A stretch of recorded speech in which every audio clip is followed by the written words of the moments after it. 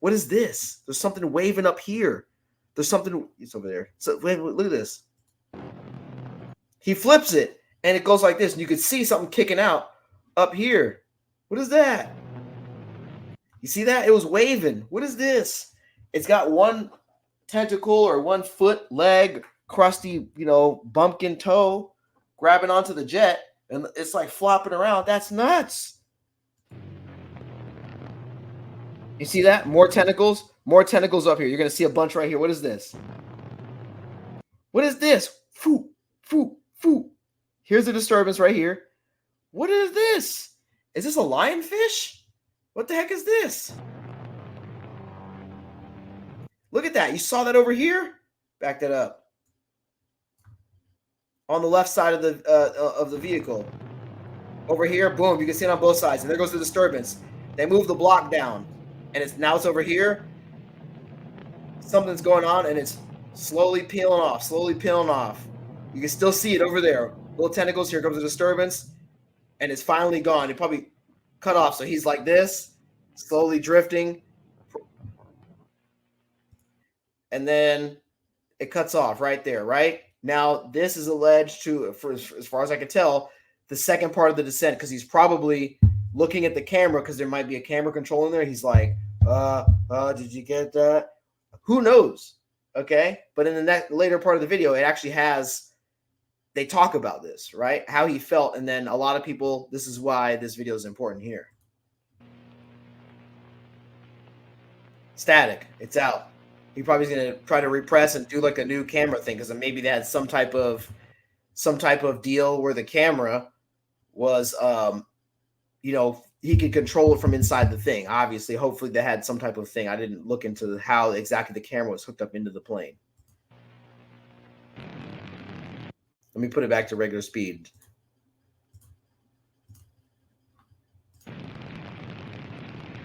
See?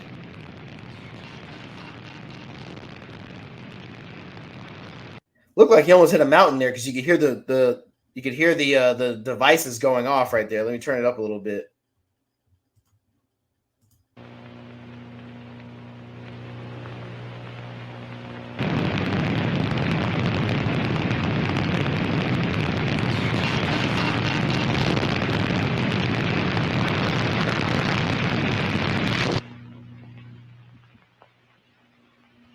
And then the camera cuts in and out, I guess. And so, as it says,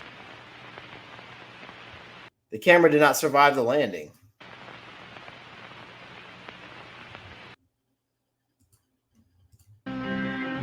Visibly shaken from what he saw. Now, this picture, I've seen this picture multiple times. I went and actually found this picture. Hold on a second. Let me see. Let's see if we can find that picture.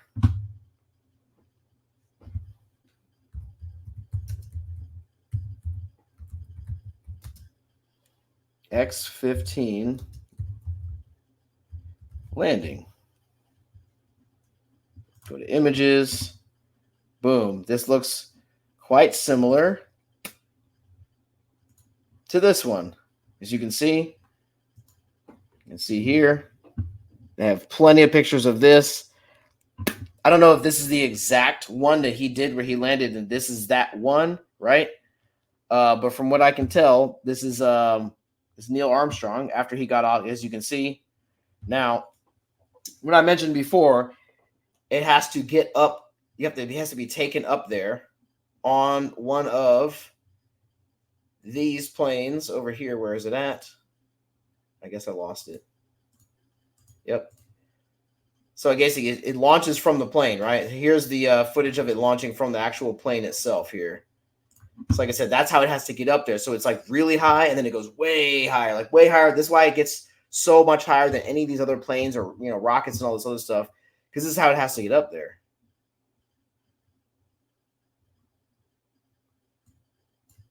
There goes the planes. Look at that. That's why the legacy, and then this is like a different version of it, and the other version might have a thicker tail section right here, where the camera was just like in here like this. See, they can have all the gear and equipment to make all these things do this. They can, put a little camera right there, and that's where they were seeing from that first view. At least that's what I can tell. That's what it looked like to me. So that's how they launch. As you can see in this documentary here.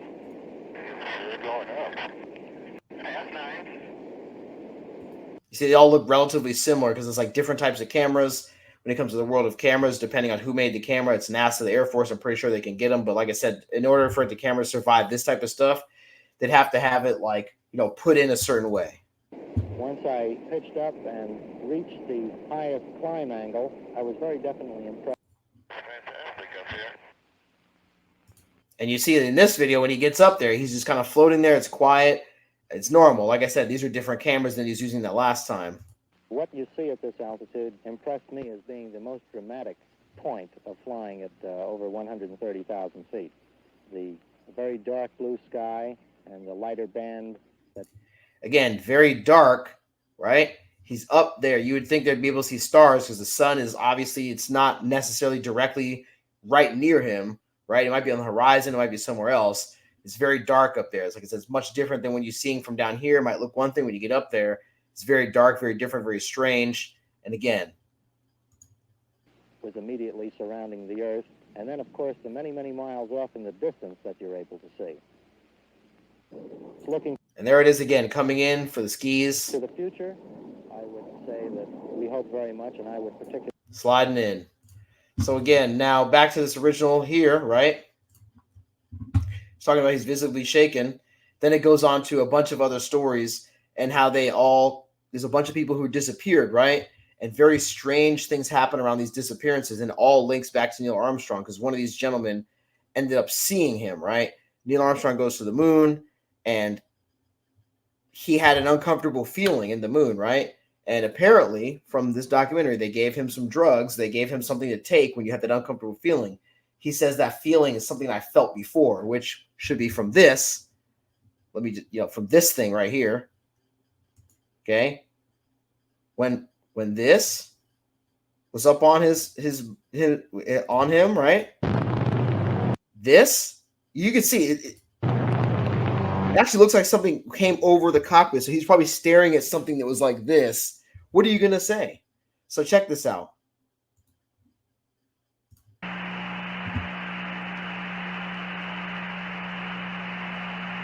So we asked in the probe. We weren't sure about why it was needed. So he's talking about the drugs they put in the probe. So apparently when he went to the moon, they have a little compartment that already pre-have some psycho inhibitor drugs or some type of, Metal Gear Solid style, repressing type of deal. You know what I'm saying? So you're not really sure what's going on, but, they must have included it for something. And it's hard to wear this Kevlar with these headphones here. They included it, so he's trying to figure out what's going on. So check this out. The drugs were stored in the probe. We weren't sure about why it was needed.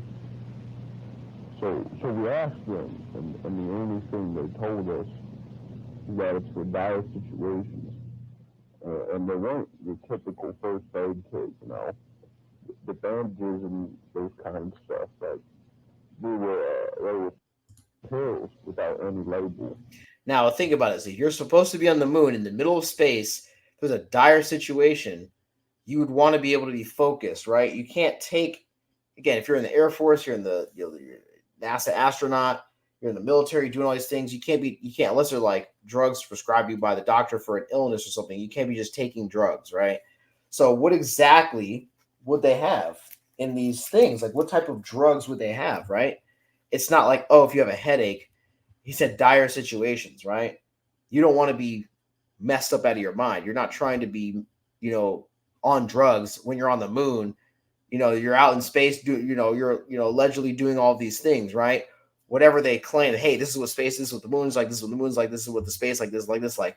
And then when you're the actual astronaut, you're the actual person, like, all right, hey, check this out. Hey, shit is mad different up here. This is what it's actually like. Yeah, here, take this.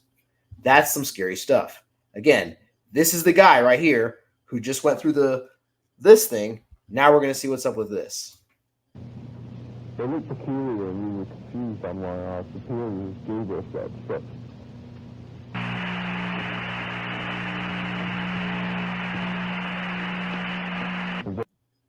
I don't know why, but I started to feel grateful. And weirdly, it felt like a presence that was familiar, like I had met it before. And he's saying all this. He hasn't even exited the lunar landing craft, as they say, right? He hasn't exited it yet. He's sitting there thinking about. At least it's from what I'm gathering. He's talking about there are these pills there, and as he felt this feeling that he felt. Remember, you can see outside the craft, but like, how would you be like? I feel this feeling of anxiety more than I'm on the moon for the first time. First person on the moon. First, no. What slices through all that and comes right up to the front? I'm afraid of something that I've felt before. You've never been to the moon before, sir. There's a fluid inside the probe, and he told me a week after we arrived back, he also felt that same presence. It was a very confusing and scary experience.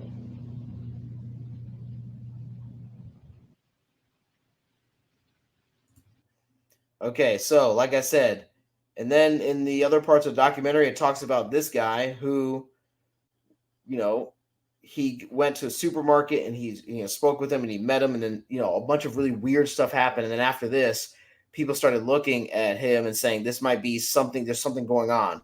So again, in this part of the video here, it talks about how he doesn't look like a normal person would look after something happened. Again, when he went up there, what these other people are saying in these other videos, right, is they're saying that after that flight, that original flight, something happened to where he doesn't change. Okay. After that flight, what's going on here, right? Hold on. See, he looked like a normal old person here. I don't want to like get copyright here for that song. So this is him in 2010. Weird picture, I know. And then you're going to go to him in 2012. And then remember, this is a guy who supposedly in 1969, when was he born? 1931.